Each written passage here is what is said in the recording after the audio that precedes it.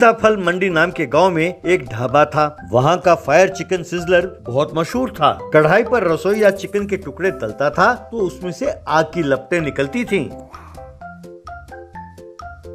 ग्राहकों को उन आग के लपटों के साथ ही चिकन के टुकड़े वेटर सप्लाई करता था। लोग भी बड़े चाव से उसे खाते थे।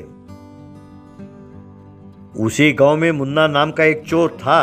वो लोगों के जेब काटता था और औरतों के गले से चेन छींचता था। एक दिन वो ढाबे पर आया और यहाँ वहाँ देखने लगा तो उसने देखा कि सब लोग वहाँ पे फायर चिकन सिजलर्स खा रहे थे। तब मुन्ना क्या करूँ, किस्मत ही ऐसी है, आज जेब में बिल्कुल पैसे नहीं है मेरे। चलो कम से कम एक चाय तो पी लूं। ओ भैया वेटर सुनो, यूँ कहा। तब एक वेटर आया और कहने लगा, बोलिए सर। तब मुन्ना, अरे पहले गुड मॉर्निंग कहो, बाद में ऑर्डर लेना। तब waiter, sorry sir, good morning. अब बताइए सर आपको क्या चाहिए। तब मुन्ना, यहाँ क्या मिलता है। तब वो वेटर, इडली, डोसा, चपाती, chicken curry, paratha, mutton curry, chicken fry, mutton पाया। आपको हर किस्म के वेज और नॉन वेज आइटम्स मिलेंगे सर यहाँ पे। मुन्ना, वो सब रहने दो, यहाँ गर्मा गर्म क्या मिलेगा।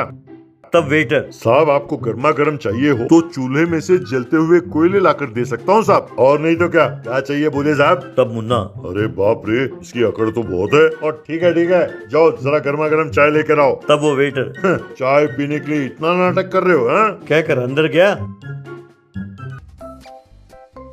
और चाय लाकर उसके टेबल पर रखा। उसकी एक उंगली चाय की ग्लास में थी। उसने ग्लास में से उंगली निकाली और अपने मुंह में रखा।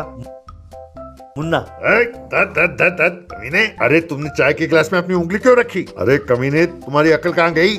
तब वेटर, अरे साहब माफ करना, 4 दिनों से उंगली में बड़ी खुजली हो रही थी। मैंने सोचा चाय के ग्लास में उंगली रखूंगा तो आराम मिलेगा। मुन्ना, क्या कहा। उंगली में खुजली हो रही थी तो तुमने चाय के ग्लास में उंगली रखा और तुम्हें मेरी ही चाय की ग्लास मिली थी। क्यों, तुम अपने नाक में नहीं रख सकते थे उंगली। तब वेटर, अरे साहब अब तक नाक में ही रखी थी उंगली, अभी अभी निकाल कर चाय के ग्लास में रखा था। साहब का बिल 10 रुपए। कहकर आवाज दी। मुन्ना ने गुस्से में चाय की ग्लास फेंका और काउंटर की ओर चला गया।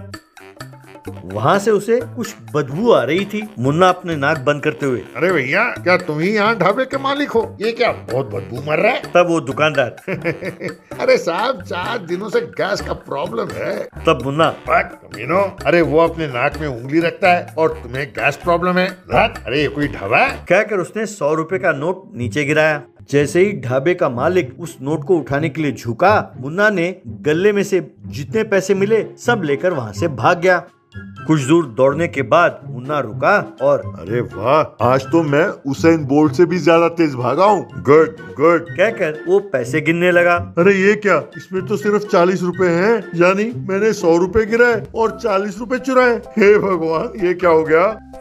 वो फिर लौटकर ढाबे के मालिक के पास आया। मुन्ना, भाई साहब, ए भाई साहब। तब ढाबे का मालिक अनजान बनते हुए, बोलिए सर आपको क्या चाहिए। तब मुन्ना, भाई साहब आपने मुझे पहचाना। अभी कुछ देर पहले मैंने आपके गले में से पैसे चुराए और मैं यहाँ से भागा था। मैंने 100 रुपए नीचे गिराए और ये देखिए सिर्फ 40 रुपए चुरा कर भागा हूँ साहब। चाय के आप 10 रुपए रख लीजिए, बाकी 50 रुपए दे दीजिए भाई साहब, मैं यहाँ से चला जाता हूँ। तब ढाबे का मालिक, अरे रहने दीजिए साहब, देखने में तो आप बड़े जेंटलमैन दिखते हैं, आप भला चोरी क्यों करेंगे साहब। यहाँ कोई चोरी नहीं हुई है साहब, कोई मेरे पैसे लेके नहीं भागा। तब मुन्ना, अरे भाई साहब मैं कह तो रहा हूँ कि मैंने चोरी की है, आप मेरा यकीन क्यों नहीं करते। तब ढाबे का मालिक, भाई इसका क्या सबूत है कि तुमने चोरी की है। तुमने चोरी नहीं की, नहीं की, नहीं की, बस। ये सुनते ही मुन्ना गश खाकर गिर गया।